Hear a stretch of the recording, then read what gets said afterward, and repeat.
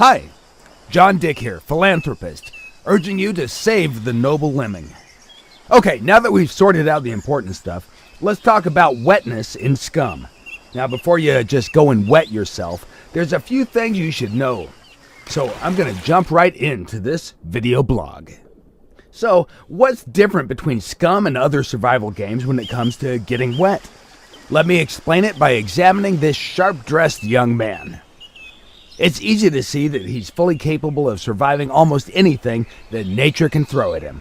The secret of his success is multiple layers of clothing that SCUM supports. Each piece of cloth has important properties like heat insulation, armor, inventory slots, and finally, there's a wetness property. All of these parameters are defined by material, meaning that a flannel shirt will perform differently than a leather jacket. As you can see from the inventory perspective, there are groups of layers per body region. The top group is assigned to the character's head, the middle one covers the torso area, while the bottom part is for legs and feet. By stacking layers of clothing, you combine their parameters in the same way you would do in real life. When it comes to layered clothing, your grandma was right. It helps you to adapt to any weather condition possible. So how can you get wet in the game? The most obvious way is by sweating. While performing tasks, the body will heat up. In an attempt to cool you down, the body responds with perspiration. This kind of moisture is propagated from the inside out and also causes additional fluid loss or dehydration. The next way is the impact of the weather. To avoid getting wet in rain, try to find a dry spot fast or wear at least some water-resistant gear. Being drenched in the rain during cold weather will impact the immune system and your character will probably get sick. In the following example, you can see twin brothers on their way to the beach. Adolf on the left is wearing standard military-issued tactical jacket, and Desmond on the right has his all-time favorite olive raincoat. They both have several layers of the same clothes beneath the outer layer. If you take a closer look at the inventory, you might notice that each item has its own weight listed in the top right part of the icon. The same value is also shown with green-colored font so that it can be tracked more easily. All other inventory slots are empty because both brothers forgot to take their inflatable swimming arm bins with them to the beach. Luckily for them, they won't drown because the rain will come again, falling on their heads like a memory. As the rain starts to pour down on these poor guys, their clothes will start to absorb the water and become wet. If we speed up the time, you'll be able to see the impact of rain on the different layers of clothing much better. Carefully examine the green numbers. As expected, the tactical jacket gets wet relatively quickly, along with the backpack, pants, and shoes. Increasing values in green actually represent the amount of water that has been absorbed by clothes and gear. On the right, Desmond is doing much better. Although his backpack, pants, and shoes are completely drenched, his upper body is dry. For Adolf, things are going from bad to worse. It seems that the tactical jacket waterproof factor isn't as good as advertised and leaks water on his sweater and shirt, making him completely wet. Furthermore, as Adolf's clothes are getting wet, they're also getting heavier, meaning that he'll be carrying an additional 13 plus ounces of weight all the way back home.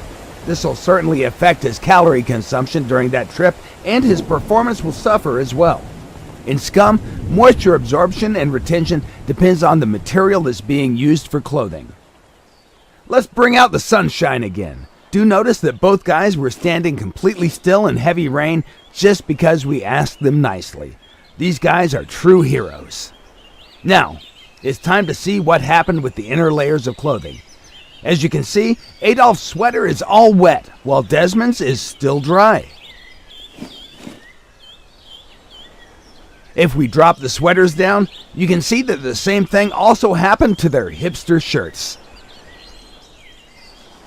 In the previous part of the video, you might have noticed that different parts of the clothing can absorb or retain different percentages of water. As in real life, some parts of the body can become wetter than others. In SCUM, we handle wetness per body part along with separate layers of clothes that can have different wetness values also. This means that parts of your gear can be dry or wet depending on what you do. Body parts that are covered separately are feet, legs, torso, hands, and head. If you're standing in the water up to your waistline, then only your legs and feet will be wet.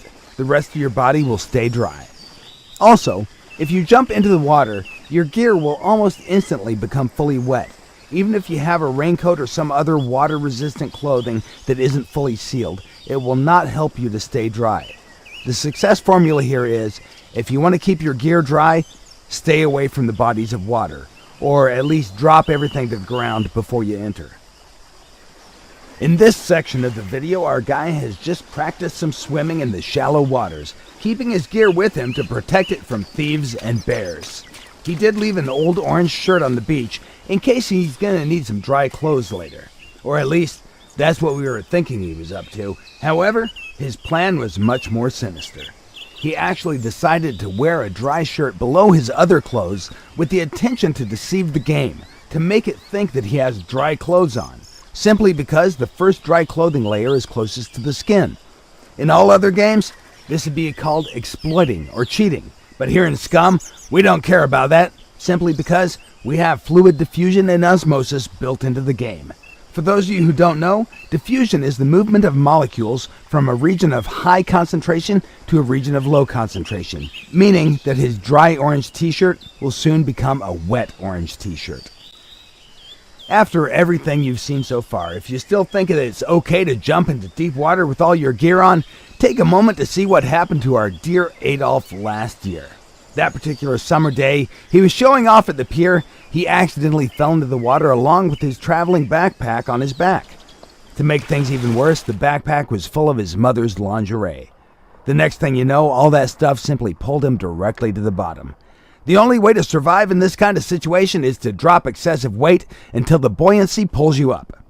The amount of gear that your character can carry while swimming largely depends on your swimming skill and stamina. Sooner or later, you'll become tired and most likely you'll sink. It's as simple as that. Now, let's talk about ways of drying your stuff off once it becomes wet. The easiest way to dry your clothes is by using the heat of your body in combination with the air temperature and wind. This is particularly useful during the summer when wet clothes keep you cool and safe from the excessive sweating and dehydration. Also, it's good to know that if you keep moving, your body will get warmer and you'll dry your clothes faster.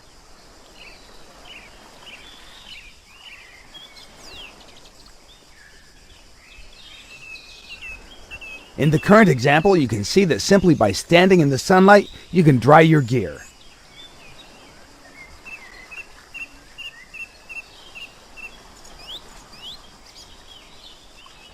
Also, you can see that the helmet has dried much faster than the backpack because they're different materials.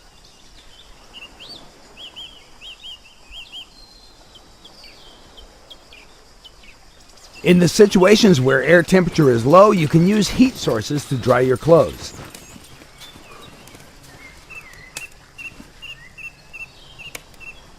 How fast something will dry depends on many factors, such as the material type.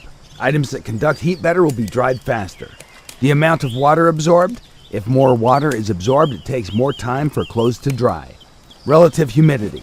If humidity in the air is high, drying gets slower and dry clothes can even get wet. Wind helps a lot in drying by carrying the water vapor away, preventing any concentration of moisture on the clothes. Air temperature. Higher temperatures will help to dry clothes faster. Then the number of wet layers stacked. Keeping wet clothing stacked on you is bad, and it slows down the drying time significantly. In the current example, the player is using fire as a heat source to dry his clothes. Notice how the distance from the fire source influences the speed of his drying clothes.